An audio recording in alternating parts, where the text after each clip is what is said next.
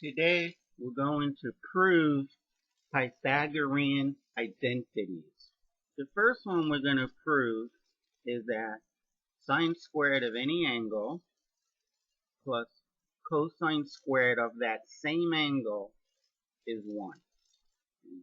The proof is done using a unit circle. So the radius is 1.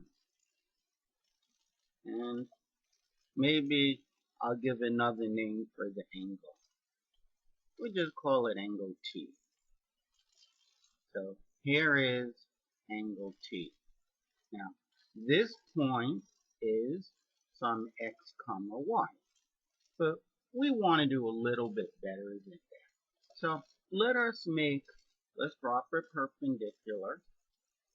And now we have a right triangle here. Let us look at what the cosine of that angle is.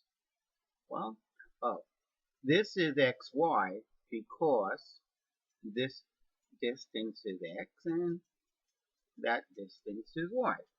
Now, the cosine of not x, but rather the cosine of t, is equal to the adjacent of angle t, which is x, divided by 1. It's just x. So x is cosine t. So x is cosine t. Now, if we look at the sine of t, it's the opposite over the hypotenuse. Now, opposite is y. Over the hypotenuse, which is 1, this gives us y. That means that y is the sine of t. Now, we have an equation for this circle. The equation for this circle is x squared plus y squared is equal to 1. So, unit circle centered at the origin. That is, every point on this circle, if you take the x value and you square it, and you take the y value of this point and you square it, you will get 1. Don't care what this point is at. If you square the x value and square the y value and add them up, you'll get 1. Okay, I get it now. So I'm going to take the x value and I'm going to square it. I'm going to take the y value and I'm going to square it. And if I add up the results, I'm supposed to get 1. And that is the first Pythagorean identity that we derived. Just for the record, it's usually written this way. The sine squared comes first. So we have this. Now, I want to prove some other theorem before we get to the next Pythagorean identity. The sine of t is equal to the opposite over the adjacent. I take that back. Over the hypotenuse. And the cosine of angle t is the adjacent over the hypotenuse.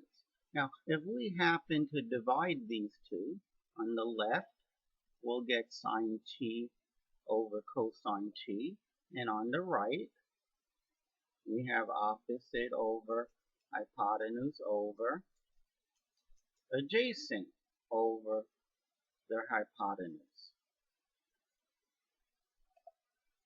Now, if I happen to multiply this by 1, it won't change the value. I'm going to multiply by hypotenuse over hypotenuse. That's clearly 1. And when you multiply this fraction by hypotenuse.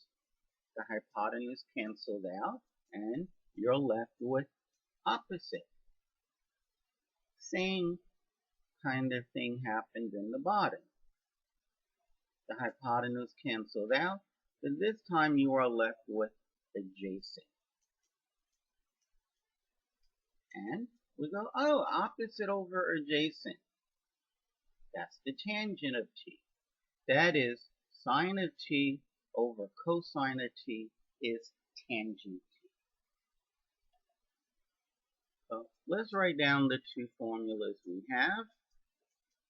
Sine squared t plus cosine squared t is 1, and sine of t divided by the cosine of t is the tangent of t.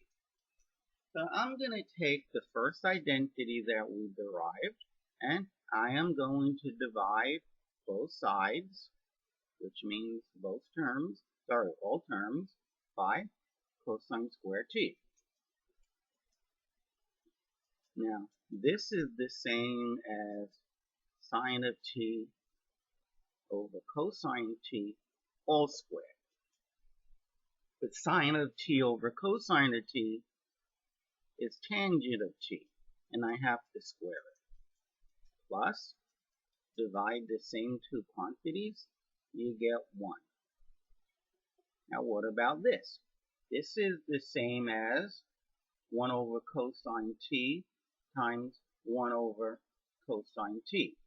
That is, it's 1 over cosine t squared. But 1 over cosine t is, well, I can do it here, is secant of t, but I have to square it. That is their second identity. I do not walk around knowing this identity, but I definitely know the first one. And then I divide by cosine squared t. We can play the same game again with this formula. Instead of dividing by cosine squared t, let's divide by sine squared t.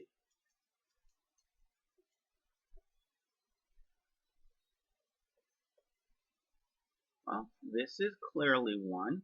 We'll come to the middle in a moment.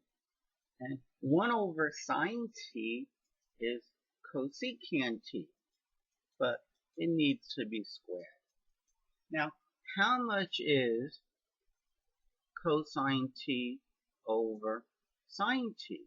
Well, it looks like that if this was sine t over cosine t, it would be tangent t. But it's flipped over. Oh, okay. So I'll flip over tangent t. And 1 over tangent t is cotan t, because tangent t and cotangent t are reciprocals.